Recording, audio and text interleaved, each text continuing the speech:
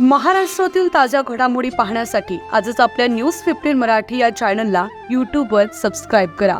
तसेच इंस्टाग्राम आणि ट्विटरवर फॉलो करायला विसरू नका. न्यूज 15 मराठी, आवाज जनसामान्यांचा.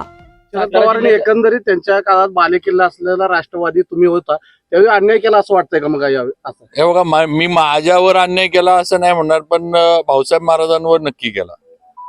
आज भाऊसाहेब महाराजांचं नेतृत्व, मी तर नंतर निवडून आलो, मी थोडं नवीन होतो वगैरे, सगळं ठीक आहे, पण अभयसिंह महाराजांचं नेतृत्व हे महाराष्ट्रामध्ये सगळ्यांनी बघितलं होतं. तुम्ही पण त्यांच्या कामाचा अनुभव घेतला होता.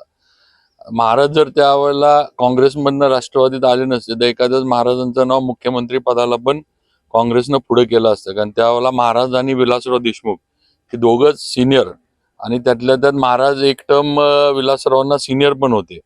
आणि महाराजांचं म्हणजे कुठेही त्यांच्यावर आरोप नाहीत, काही नाही, संयमी नेतृत्व होतं.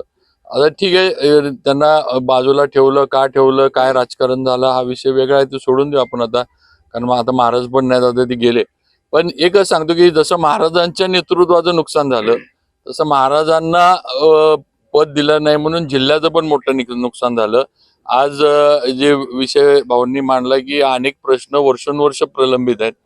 जर महाराजांसारखा नेता जिल्ह्याचं नेतृत्व त्यावेळेला जर दिलं असतं तर हे प्रश्न नक्कीच सुटले असते. आज उरमोडी धरण भाऊसाहेब महाराजांनी केलं. आज भाऊसाहेब महाराज होते म्हणून ते 9 TMCचं धरण झालं. आज त्या धरणातनं सातारा, मान, खटाव सगळ्यांना पाणी मिळते, आणि म्हणून आज हे नुकसान जे आहे ते त्यावेळेला जिल्ह्याचं नुकसान झालेलं आहे.